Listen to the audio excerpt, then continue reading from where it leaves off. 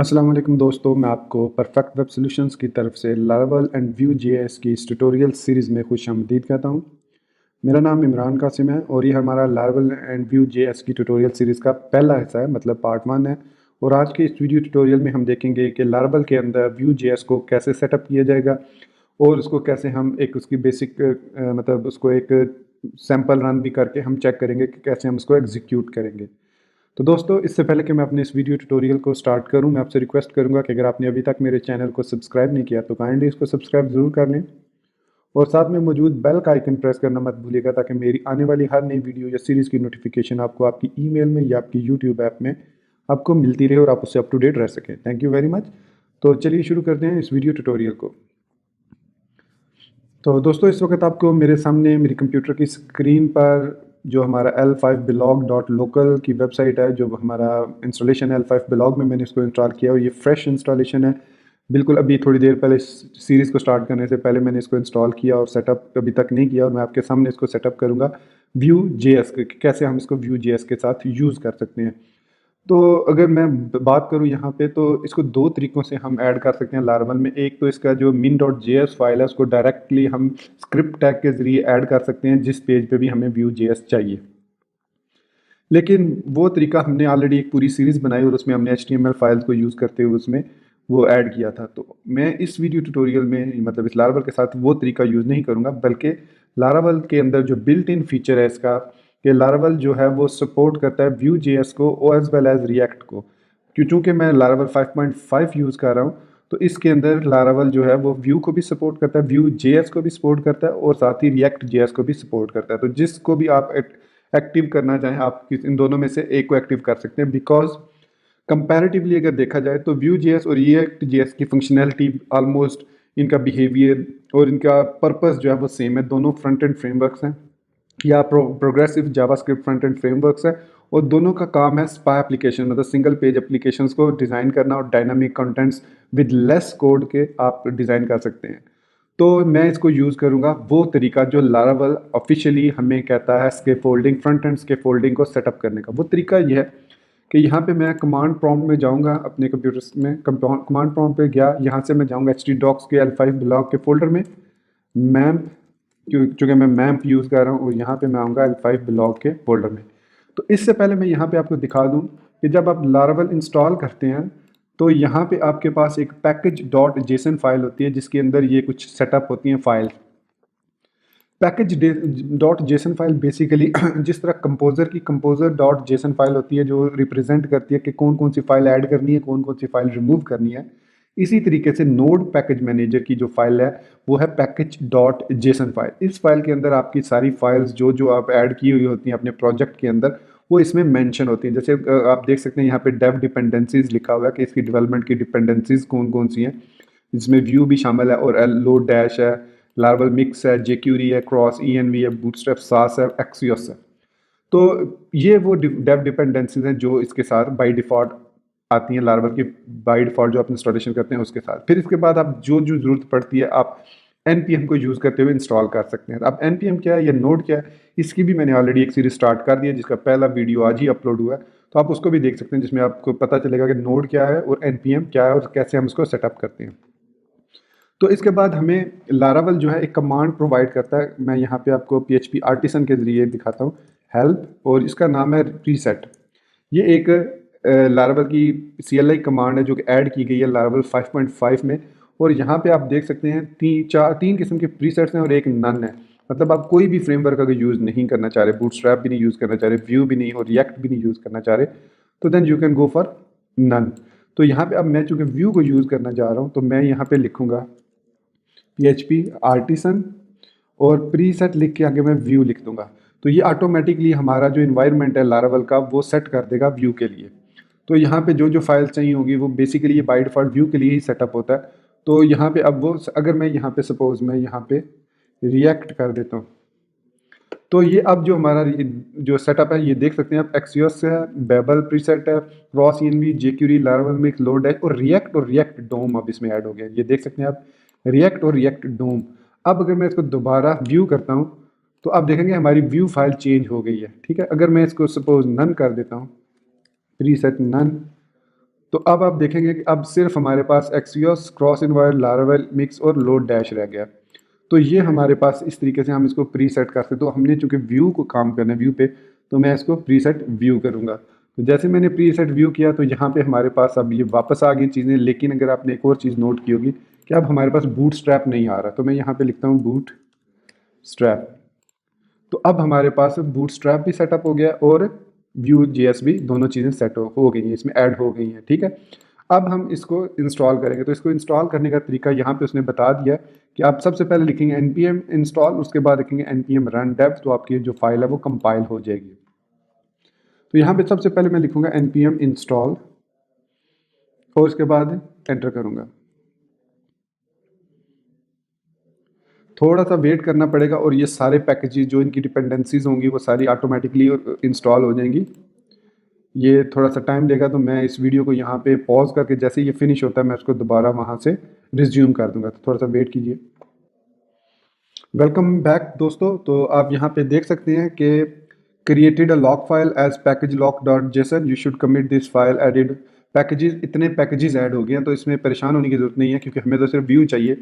तो जब हम इसको npm रन कंपाइल करेंगे, मतलब npm रन डेव करेंगे, तो ये सिर्फ वो वाली फाइल जो हम अपने पैकेज में यूज़ कर रहे हैं उनको ही सिर्फ कंपाइल करके ऐड करेगा। ये है फीचर npm रन डेव का। बाकी चीज़ों को जो आपके यहाँ पे अगर आप देखें तो एक नोड मॉड्यूल्स का फोल्डर बन जाता है, इसमें बेशुमार फाइल्स आ जाती हैं। तो ये सारी फाइल आपने ना अपलोड करनी है और ना इनको हमने ऐड करना है, वो हम बाद में देखेंगे कि जब हम एक एप्लीकेशन बना लेते हैं फ्रंट एंड।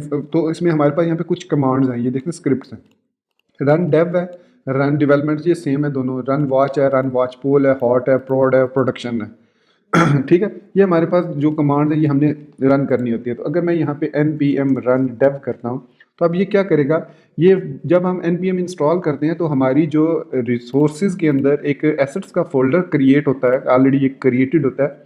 इसके अंदर ये जो जेएस की फाइल है इसके अंदर हमारे पास ये app.js और ये bootstrap.js, इस फाइल ने यहाँ पे जिस जिस फाइल की हमें रिक्वायरमेंट है वो इसको लोड करके आपके एक रेंडर फाइल बना के देगी जो कि आपके पब्लिक के फोल्डर में यहाँ पे इस जगह पे JS में app.js और CSS में app.js CSS के नाम से सेव होगी। और ये आपका काम जो करेगा ये वेब पैक करता है। यहाँ पे आप देख सकते हैं webpack.mix.js फाइल पड़ी है, ये कन्वर्ट करती है आपकी रिसोर्सेज के अंदर, एसेट्स के अंदर app.js फाइल है उसको कंपाइल करके पब्लिक /js में फेंक देती है। और फिर आपके जो एसेट के अंदर सास के अंदर app.scss फाइल है उसको ये पब्लिक CSS फोल्डर में फेंक देती है।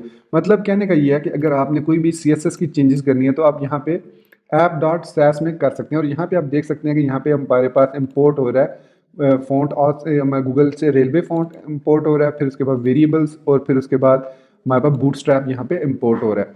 तो इसके अलावा भी अगर यहाँ पे आप कोई और स्टाइलिंग ऐड करना चाहें तो वो भी आप यहाँ पे ऐड कर सकते हैं, वो भी इम्पोर्ट होके एसेट्स में से जो रिसोर्सेज के अंदर एसेट का फोल्डर है उससे मूव कॉपी होके जो पब्लिक के अंदर CSS और JS का फोल्डर है उसके अंदर सेव हो जाएगी। तो बेसिकली हम जो फाइल लोड करेंगे मेमोरी मतलब ब्राउज़र के अंदर वो ये JS और ये CSS फाइल होंगी जो यहाँ पे है।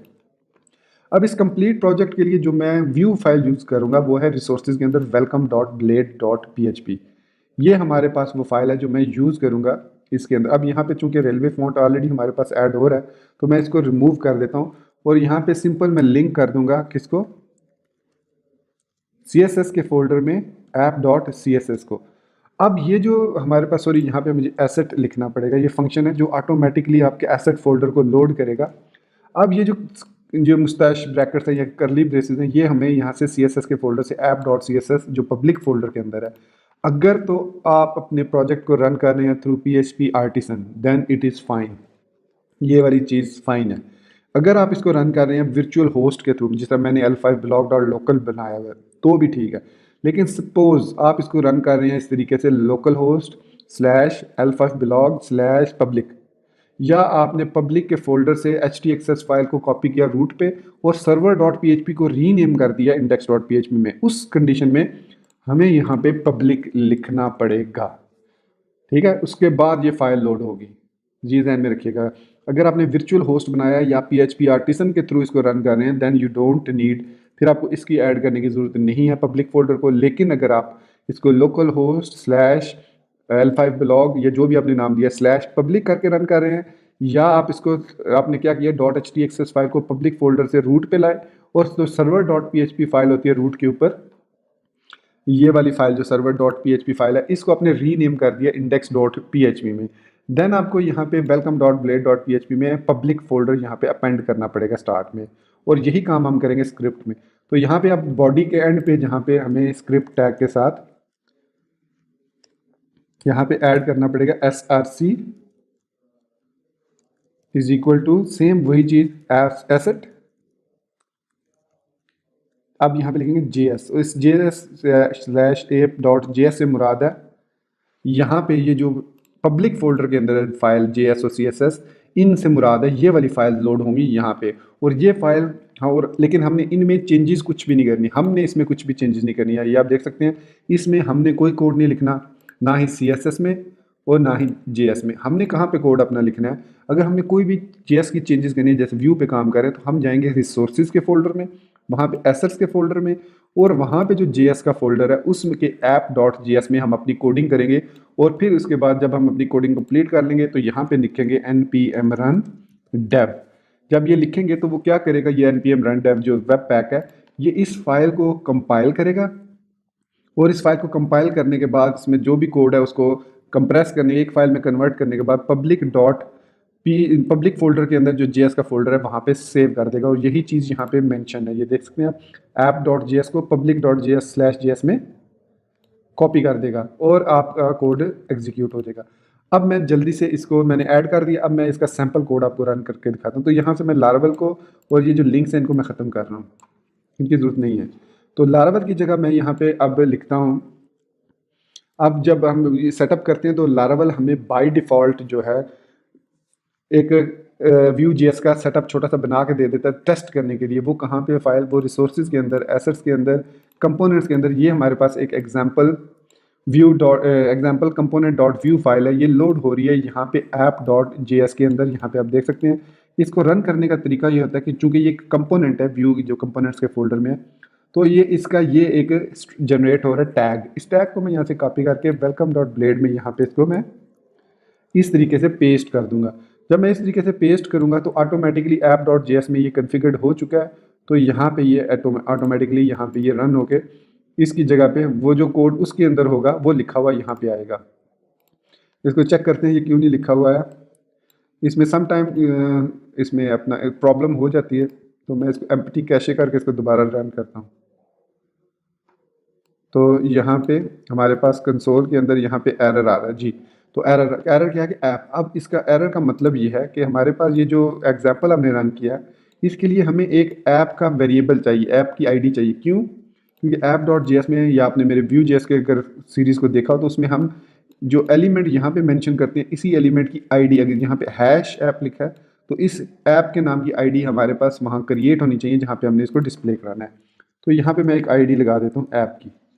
तो अब इसको मैं रीलोड करता हूँ, तो अब यहाँ पे आप देख सकते हैं example component, I am an example component. ये कहाँ से आ रहा है? ये basically app dot J S में ये व्यू कंपोनेंट की मदद से हम उसको लोड कर रहे हैं यहाँ से। और यहाँ पे आप देख सकते हैं ये चीज़ लिखी हुई आ रही है पैनल की सूरत में। ये पैनल हेडिंग है, ये जो हमारे पास है ये पैनल की हेडिंग है, और ये हमारे पास पैनल की बॉडी है। अब यहाँ पे देख सकते हैं पैनल बॉडी और पैनल हेडिंग। तो ये एक्चुअली जो फॉन्ट की सेटिंग है ये इसकी वजह से है, जो हमने यहाँ पे स्टाइलिंग की हुई है। तो मैं इस तरीके से करता हूँ, यहाँ से ये स्टाइलिंग मैं ख़त्म कर देता हूँ, बॉडी तक रहने देता हूँ क्योंकि हम बॉडी में फॉन्ट रेलवे यूज़ कर रहे हैं। तो यहाँ मैं इसको सेव करता हूँ और इसको रीलोड करता हूँ। तो अब हमारे पास ये आप देख सकते हैं एग्जाम्पल कंपोनेंट और वो दोनों चीज़ें यहाँ पे सही नज़र आ रही हैं। तो ये एक्चुअली ये कॉल एमडी, अगर मैं इसको प्राइमरी कर देता हूँ और इसको रीलोड करता हूँ तो यहाँ पे टेम्पलेट के अंदर div container row col md col panel panel primary और एग्जाम्पल कंपोनेंट और आई एम एन एग्जाम्पल। तो ये हमारे पास इस कंपोनेंट का यहाँ पे ये लोड हो गया। ये अब इसको अब मैंने प्राइमरी किया, लेकिन आप देख रहे हैं कि यहाँ पे कोई चेंज नहीं हुआ। इसकी रीज़न ये है कि जब भी हम ऐप डॉट मतलब किसी भी कंपोनेंट में या ऐप डॉट जी एस में या बूटस्ट्रैप डॉट जी एस में कोई चेंजेस करेंगे तो हमें इसको कंपाइल करना पड़ेगा। यहाँ पे npm रन डेव लिखना पड़ेगा हर दफ़ा। जब हम रन डेव करेंगे तो जो चेंजेस हमने यहाँ पे की हैं, मतलब जहाँ पे मैंने पैनल प्राइमरी लगाया, तो ये चेंजेस वहाँ पे मूव हो जाएंगी, इफेक्ट करेंगी हमारे कोड में। तो मैं इसको अब रीलोड करता हूँ, तो अब आप देख सकते हैं कि हमारा जो हेडिंग है चेंज हो चुकी है, पहले चेंज नहीं हुई थी। तो इसलिए अब इसकी एक शॉर्टकट भी है कि हम बजाय npm रन वॉच डेव करने के, हम यहाँ पे npm रन वॉच कर देते हैं। npm रन वॉच क्या करता है कि ये कंटिन्यूसली आपकी जो चेंजेस हैं उनको वॉच करता रहेगा। अभी आप देखिएगा कि मैं कमांड प्रॉम्प्ट पे वापस नहीं जाऊँगा, बल्कि ये एक यहाँ पे रुक जाएगा। अब जैसे ही मैं कोई चेंजेस करके उसको सेव करूँगा, सपोज मैं यहाँ पे लिखता हूँ पैनल हेडिंग, राइट, और यहाँ पे मैं लिखता हूँ पैनल बॉडी, लिख के मैं जैसे ही सेव करूँगा तो अब ये देखेंगे ये दोबारा कंपाइल हुआ, यहाँ पे बिल्ड सक्सेसफुल का मैसेज आया। अब मैं इसको रीलोड करूँगा तो हमारी चेंजेस जो हैं वो इस पर इफेक्ट करेंगी। पहले नहीं कर रही थी, पहले हमें रन डेव करना पड़ रहा था, तो अब हमने रन वॉच कर दिया npm रन वॉच, तो उसकी मदद से अब ये इसको वॉच करता रहेगा चेंजेस को। जो भी हम यहाँ पे चेंज करेंगे वो ऑटोमेटिकली इसको पब्लिक के अंदर JS फाइल के अंदर एम्बेड करेगा। अगर मैं यहाँ पे आपको दिखाऊँ तो ये यहाँ पे पैनल बॉडी के नाम से ये देख सकते हैं आप, यहाँ पे ये इसने एक फंक्शन क्रिएट किया हुआ है और इसको इसने रेंडर किया हुआ है। यहाँ पे जो भी हम लिख रहे हैं, ये पैनल प्राइमरी आया था, हमने चेंज किया था, तो इस फाइल में हमने कोई चेंजेस नहीं करनी। ध्यान में रखिएगा, जो पब्लिक फोल्डर के अंदर JS फाइल है उसमें कोई चेंजेस हमने नहीं करनी, ना ही CSS के अंदर ना ही JS के अंदर। हमने जो चेंजेस करनी है वो है रिसोर्सेज के अंदर, एसेट्स के अंदर, JS का फोल्डर और सास का फोल्डर। इस सास के फोल्डर में हम जो भी चेंजेस करेंगे, अगर मैं यहाँ पे लिखता हूँ बॉडी बैकग्राउंड ब्लैक, ठीक है, मैं सेव करता हूँ इसको, तो ये कंपाइल होगी दोबारा, ये देखें कंपाइल हो रहा है, रन हुआ और इसको दोबारा रीलोड किया हमने। तो अब इसमें ये इसने कहा कि इसने, बल्कि मैं आपको दिखाता हूँ CSS पब्लिक CSS ऐप के अंदर यहाँ पे बॉडी,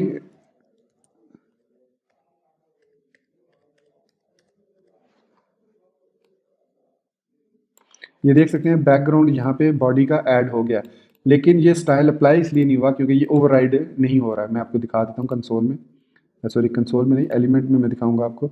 बॉडी पे मैं क्लिक करता हूँ तो ये देखें बैकग्राउंड कलर FFFR है, ये बाय डिफ़ॉल्ट हमने सेट किया हुआ है यहाँ पे वेलकम में बैकग्राउंड। ये मैं यहाँ से इसको ख़त्म कर रहा हूँ, ये ओवरराइड कर रहा है उसको। अब मैं इसको दोबारा रीलोड करता हूँ, तो अब आप देख सकते हैं कि हमारा बॉडी का बैकग्राउंड कलर ब्लैक हो गया। हमने चेंजेस कहाँ पे की थी? हमने चेंजेस सास के अंदर की थी, जो हमारा रिसोर्सेज के अंदर है, यहाँ पे है, इस जगह पे सैस के अंदर ये। अब सपोज मैं इस पब्लिक के अंदर जाता हूँ app.css में और यहाँ पे इसको मैं रेड कर देता हूँ, मैं सेव करता हूँ, तो अब आप देखेंगे कि ये रेड हो गया बैकग्राउंड।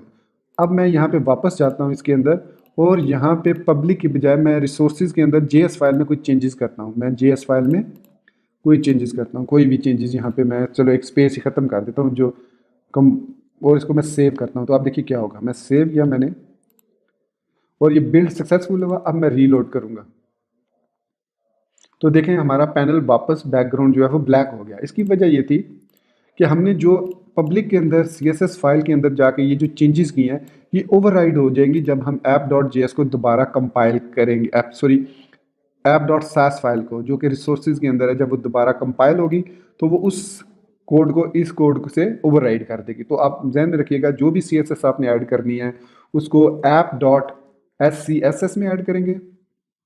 जो भी आपने JS जावास्क्रिप्ट का जो भी कोड लिखना है वो आप app.js में लिखेंगे तो फिर वो ओवरराइड नहीं होगा, या आप यहाँ पे लिखेंगे या आप डायरेक्ट welcome.blade.php में, जैसे मैंने ये किया हुआ है, इस तरह करेंगे।